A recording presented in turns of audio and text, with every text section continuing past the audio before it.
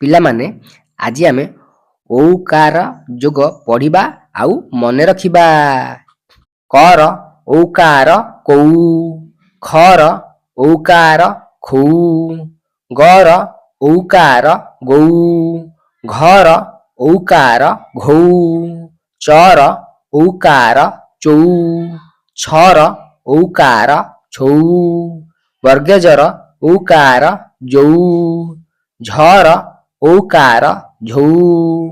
ଟର ଔକାର ଟଉ, ଠର ଔକାର ଠଉ, ଡର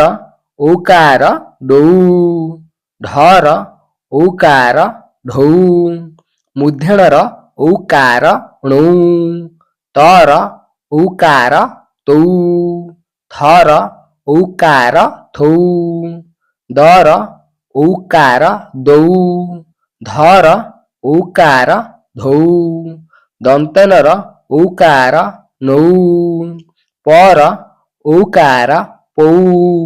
ଫର ଔକାର ବର ଔକାର ବଉ, ଭର ଔକାର ଭଉ, ମର ଔକାର ମଉ,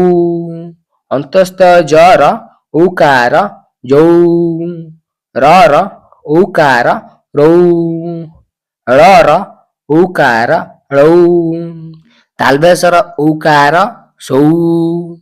ମୂର୍ଧନ୍ୟେଶର ଔକାର ସଉ, ଦନ୍ତେଶର ଔକାର ସଉ, ହର ଔକାର ହଉ, ଗର ଔକାର ଗଉ ର ଗୌର, ଦନ୍ତେଶର ଔକାର ସଉ ଧ ସୌଧ, ଧର ଔକାର ଧୌ ତ ଧୌତ, ଗର ଔକାର ଗୌ, ମୂର୍ଧନ୍ୟର ଦୀର୍ଘିକାର ଣି ଗୌଣି, ତାଲବେଶର ଔକାର ସଉ ଚ ଶୌଚ, ଦନ୍ତନ୍ୟର ଔକାର ନଉ, କର ଆକାର କାର ନୌକା, ଗର ଔକାର ଗୌ ର ବ ଗୌରବ, ଦନ୍ତେଶ୍ୱର ଔକାରେ ସୌ ର ଭ ସୌରଭ, ଅନ୍ତେସ୍ଥ ଜର ଔକାରେ ଯଉ, ତର ହସୁକାର ତୁ କ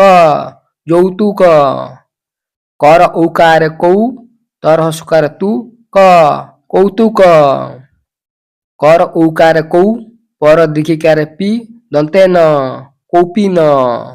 କର ଔକାର କଉ, ତାଲବେଶ ଳ କୌଶଳ, ଅନ୍ତସ୍ଥ ଜର ଔକାର ଯଉ, ବ ନ ଯୌବନ, ପର ଔକାର ପୌ, ରର ହସୁକାର ରୁ, ମୂର୍ଧନ୍ୟେଶ ପୌରୁଷ, ପର ଔକାରେ ପୌ, ମୂର୍ଧନ୍ୟେଶ ମରାକାରେ ମା ଦନ୍ତେଶ ପୌଷ ମାସ, ଭର ଔକାର ଭୌ, ମ ରର ଆକାରେ ରା ବର୍ଗେଜ ଭୌମ ରାଜ, ମର ଔକାର ମୌ, ନର ଆକାରେ ନା ବ, ତର ଦୀର୍ଘିକାର ତି ମୌନାବତୀ, ଦନ୍ତେଶ୍ୱର ଔକାରେ ସୌ, ଦର ଆକାରେ ଦା ଗ ର ସୌଦାଗର।